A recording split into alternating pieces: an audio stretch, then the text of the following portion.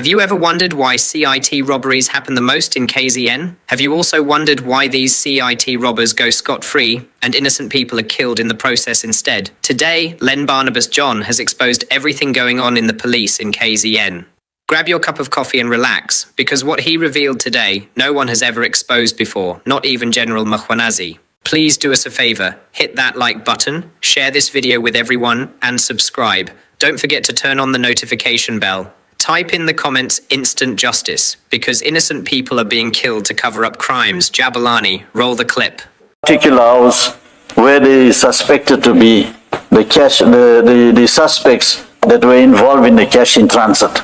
Yeah. So they get the information during the day, but they plan the operation to go through the night. And living in KZN, it's very difficult to go do operations at night, especially in the informal settlements, because it's dangerous to do these operations.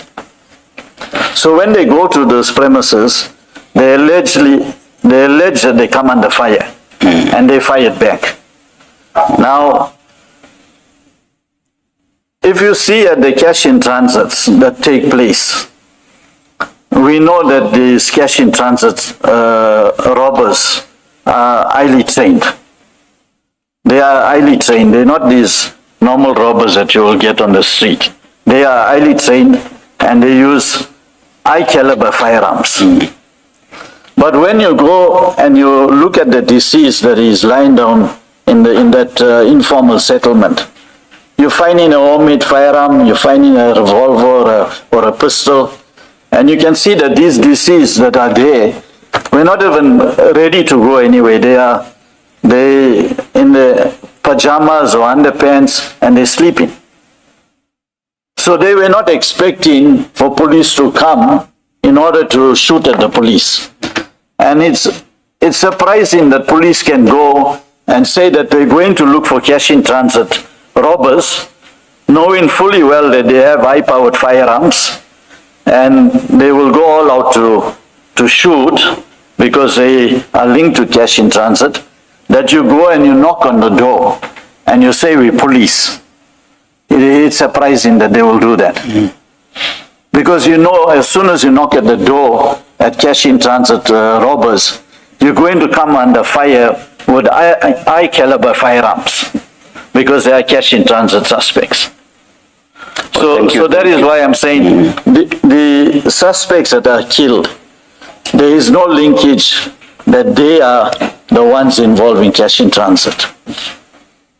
Thank you. I hear you on the modus operandi. My issue, and you responded, so I'm not asking for any further response. My issue just related to the point you were making about the dockets. Okay. The information or lack of it in the dockets. You've already responded. And In area, due to having received death threats, he subsequently rented a holiday cottage with his girlfriend. The members allege that they received information that the suspect was in possession of at least one firearm and was instrumental in securing explosives illegally for CIT ICE from Limpopo and Gauteng. The members from the task team then proceeded to the said holiday cottage and knocked on the door and allegedly identified themselves as police officers. The suspect opened the door, after which the members proceeded inside the premises and searched the lounge and found nothing suspicious. Now here the police knocked on the door, the suspect opened. If the suspect had anything to hide, he would have not opened the door. He would have shot at the police at the same time. The keys of the suspect's vehicle was found on the table. Some task team members took the suspect's girlfriend outside to the suspect's vehicle to search. Now they should have taken the suspect outside, not the girlfriend, because the vehicle belonged to the suspect. Two members were left to guard the suspect, and they were armed with R5 rifles and pistols. It is alleged that the suspect wanted to change and the members accompanied him into the bedroom. The members allege that the suspect grabbed one of the SAPS members' R5 while at the same time pulling his firearm from under a pillow. The member alleged that he and the suspect lost balance. When the suspect got up, he fired his pistol in the direction of the member, missing him and his colleague. The member fired 4 rounds at the suspect, fatally wounding the suspect. The deceased sustained 4 gunshot wounds. Now, in this matter, Chair, Commissioner, you got 2 policemen who have R5 firearms pointed at you. Now, the suspect opened the door for these policemen to come in. So what is the reason for him now to try to disarm the policeman of the firearm? Even if he shot both those policemen, there were still 10 policemen outside. So he would not have achieved anything. When we did this investigation, we identified that this deceased was he was the owner of a taxi industry. He's the owner in the taxi industry. The IPID investigators requested for police case numbers in which the deceased was sought for. However, the commander of the task team failed to provide any case numbers to validate the claim that the deceased was in fact sought by the police for any offences, let alone CIT offences. According to the first police officer responding to the scene, the deceased was the one who opened the door when the police requested entry to the lodge. Members on the task team had not found any illegal firearms, explosive or any items to indicate that the deceased was in fact involved in CIT robbers. The girlfriend of the deceased is currently in hiding as it is alleged that she was threatened by the members of the task team. The position of the deceased on the scene of crime contradicts the version of the members of the task team in relation to his attempt to draw a firearm from underneath a pillow, as he was found at the base of the bed while the pillow was at the head of the bed. The only outstanding investigation in this matter is a statement of the suspect's girlfriend who is being sought. There is a clear indication that the version of the task team members are fabricated to cover up an unjustified shooting. This falls into the category that we're just discussing. Paragraph 44. Yes. Okay. Commissioner, in this case, members of the Colonel Governor's task team were on duty on Saturday, the 2nd of March 2024, and at about 1 o'clock, the members proceeded on an operation to arrest an alleged CIT suspect. Information was received from crime intelligence that the suspect was planning a CIT robberies in Eastern Cape. That is what Colonel Governor informed the IPID investigators, that the information they received was this suspect was planning to do a cash in transit in Eastern Cape. The suspect went into hiding in... Sorry, can I just stop you at that point? What degree of information would be required before you were able to arrest someone for planning CIT robberies in the Eastern Cape?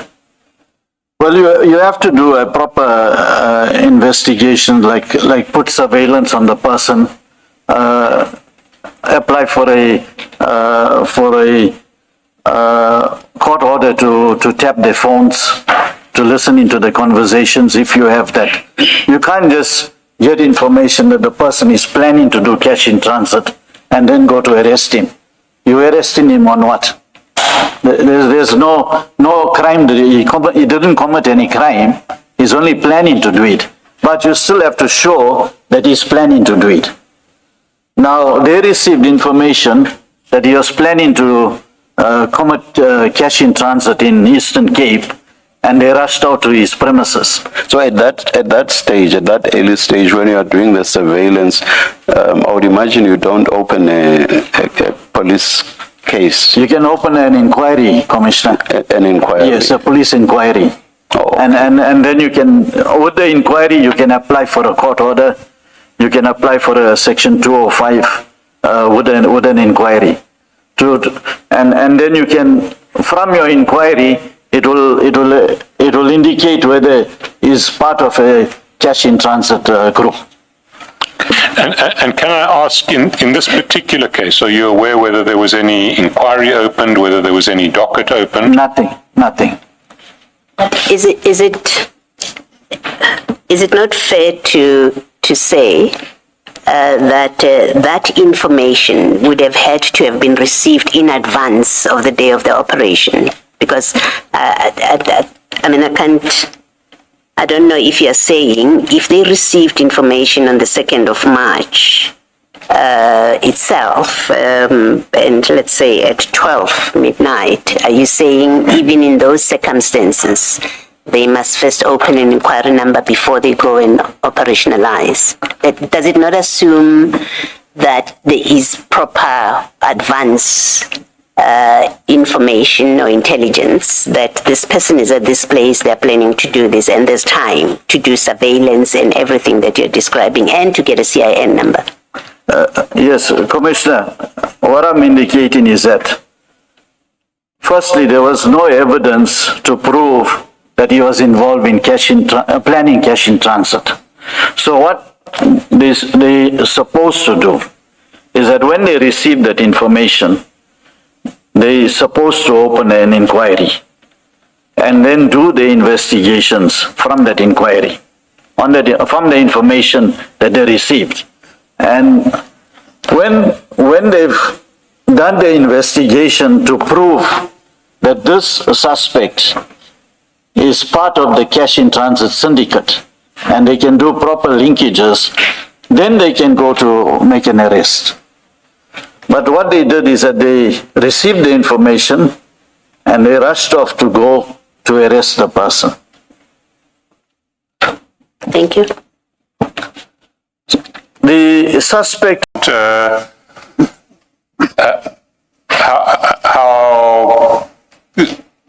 how they came under your attention? Okay, the 3 task teams that have been identified has been implemented to combat crimes committed within the illicit drug industry, the cash in transit heist, and the taxi industry. And these task teams, the one task team was under Captain Dina Dayalan Governor, who is known as Dina. The second task team was Colonel Kalashwayo, and the third task team was under Captain Pedro Rodriguez. But Pedro Rodriguez worked interchangeable with the 3 task teams. These task teams came under our focus when we started to investigate the number of police killings under the hands of the police, which is investigated under the mandate of IPID, Section 28(1)B, which indicates that any deaths, IPID must investigate any deaths as a result of police action. And you said police killings, you meant killings by police? Yes, police deaths as a result of police action. Okay, all right, thank you.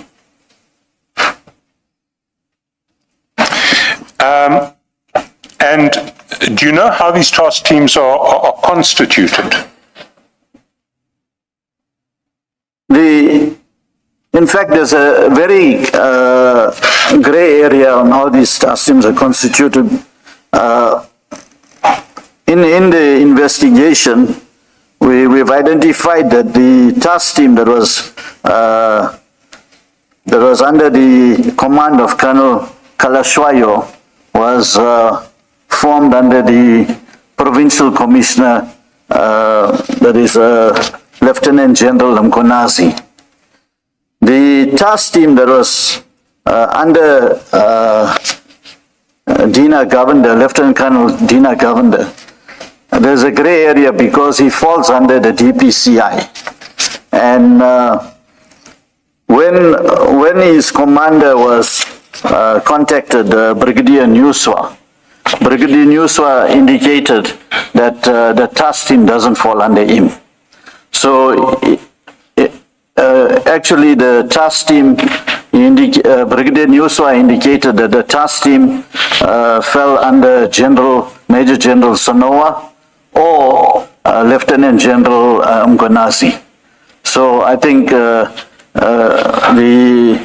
Lieutenant General Mkhwanazi will be able to give further details on how the task team was formed. Because on every shooting that took place with the task teams, majority of the shootings, Lieutenant General Mkhwanazi used to make press statements and address the press regarding those shootings. So our understanding is that the task teams fell under Lieutenant General Mkhwanazi. And then the third. To another case in relation to the taxi industry, is that the Pinetown case? Pinetown case. And that you address at page 17 of your statement. Maybe you can, can you take the commission through the Pinetown case? From paragraph 28, it is alleged that on the 30th of May, at about 10:30, members from a task team under the command of Captain Pedro Rodriguez shot at a vehicle, a Toyota Fortuner, to kill the driver. It is alleged that 10 members who were part of the operation stopped the vehicle on the M13, highway eastbound to Westville. 14 rounds were shot from the rifle at the said vehicle. Fortunately for the driver of the vehicle was an armor-proof vehicle. During the incident, the driver telephonically contacted the Provincial Commissioner, Lieutenant General Mkhwanazi, who informed him to drive off to the Pavilion shopping mall situated in Westville. The driver adhered to the instruction of the Provincial Commissioner and he drove to the Pavilion shopping center where he met senior officers from Westville SAPS. The 10 members on the task team followed the driver. However, when they reached the Pavilion shopping center, they were greeted by the Pavilion security and senior police officers from Westville SAPS. Investigations have thus far revealed that there was a shooting of a taxi chairperson by the name of Reginald Boy Dladla in Hillcrest, and there was evidence that 2 suspects were identified for the murder. Captain Rodriguez was tasked with apprehending the suspects. The first suspect was allegedly killed when Colonel Kalashwayo's team tried to arrest him. This murder case is investigated by IPID under Hillcrest case 121/05/2024. The circumstances are... Sorry, before you get to the circumstances, can you please look at paragraph 33, the case number there. Is it the same one? There, it's all the numbers except for the 05 and the 03 are the same. I'm just checking if perhaps you've not, if it's the same case, I'm checking if you've not made a mistake. Chair, on the 05 or the 03, or are they different cases? Thank you, Chair. It's a typographical error. It's 05. 05. 05. So at 33 we must change it to 05. 05. Okay, thank you.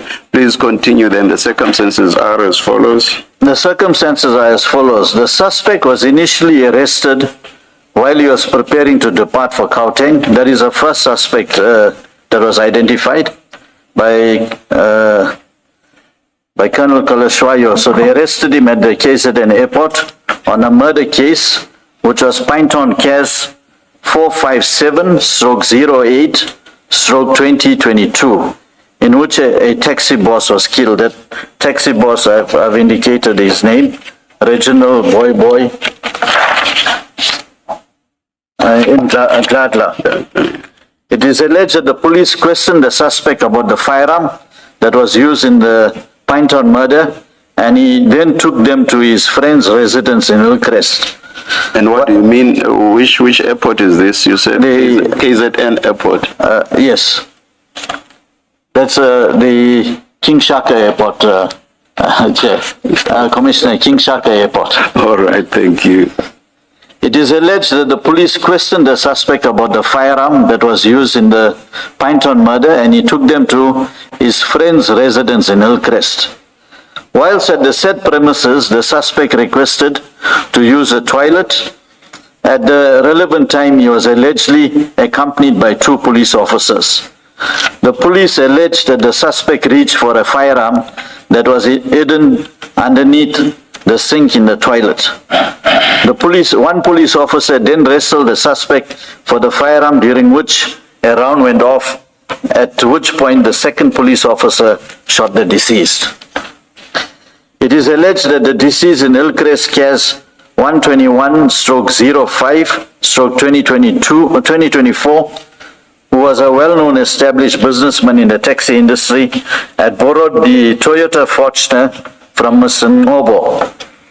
The complainant in Pinetown CAS 678/5/2025. Sorry, the case numbers can get confusing. So the complainant in Pinetown CAS 678 is the complainant that was shot at by the task team under the control of Captain Rodriguez. That's correct. That's correct.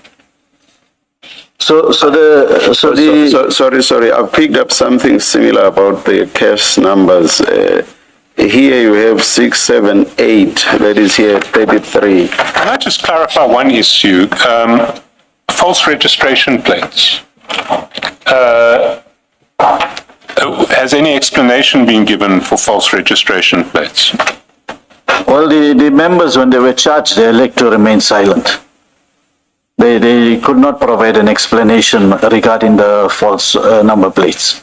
But we've identified that the reason the false number plates are used so they cannot be identified when shootings take place, or if they have to leave crime scenes prior to anyone coming to the crime scene. They are not identifiable. But presumably the members involved in these shootings always... I mean, you are able to identify 3 task teams led by Captain Rodriguez. Is it Captain Govender? He is now promoted to Lieutenant Colonel Govender. And Colonel Kalichwayo. Kalichwayo, yes.